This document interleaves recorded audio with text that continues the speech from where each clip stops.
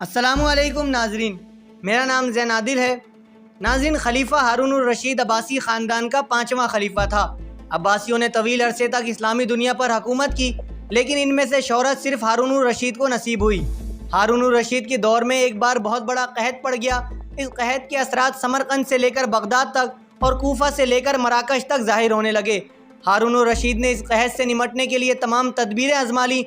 इसने गल्ले के गोदाम खोल दिए, टैक्स माफ़ कर दिए, पूरी सल्तनत में सरकारी लंगर खाने कायम कर दिए और तमाम उमरा और ताजिरों को मुतासरीन की मदद के लिए मोबिलाइज कर दिया।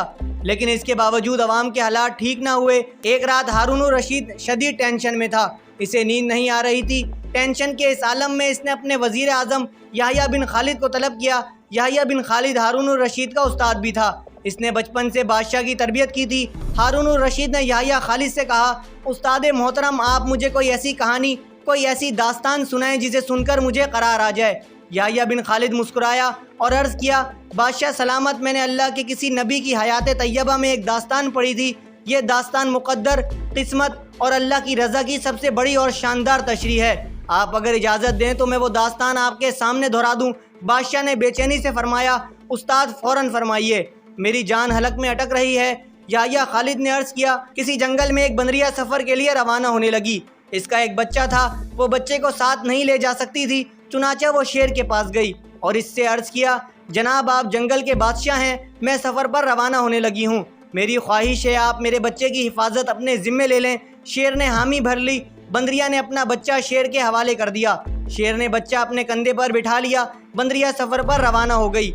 अब शेर रोज़ाना बंदर के बच्चे को कंधे पर बिठाता और जंगल में अपने रोज़मर्रा के काम करता रहता। एक दिन वो जंगल में घूम रहा था कि अचानक आसमान से एक चील ने डाई लगाई। शेर के करीब पहुंची, बंदरिया का बच्चा उठाया और आसमान में गुम हो गई। शेर जंगल में भागा दौड़ा, लेकिन वो चील को ना पकड़ सका।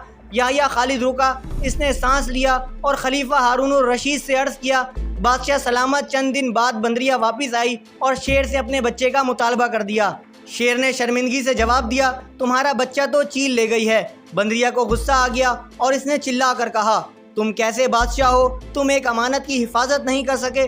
तुम इस सारे जंगल का निज़ाम कैसे चलाओगे? शेर ने अफसोस से सर हिलाया और बोला, मैं ज़मीन का बादशाह हूँ। अगर ज़मीन से कोई आफत तुम्हारे बच्चे की तरफ बढ़ती तो मैं इसे रोक लेता, लेकिन यह आफत आसमान से उतरी थी और आसमान की आफतें सिर्फ़ और सिर्फ आसमान वाला रोक सकता है। यह कहानी सुनाने के बाद याह्या बिन खालिद ने हारून रशीद से अर्ज़ किया, बादशाह सलामत, कहत की यह आफत भी अगर ज़मीन से निकली होती तो आप इसे रोक लेते।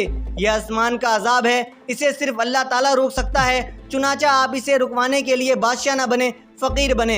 यह आफत रुक जाएगी। दुनिया में आफतें दो किस्म की होती हैं, आसमानी मुसीबतें और ज़मीनी आफतें। आसमानी आफत से बचने के लिए अल्लाह ताला का राज़ी होना ज़रूरी होता है, जबकि ज़मीनी आफत से बचाव के लिए इंसानों का मुत्तहद होना, वसाइल का भरपूर इस्तेमाल और हुक्मरानों का इखलास दरकार होता है।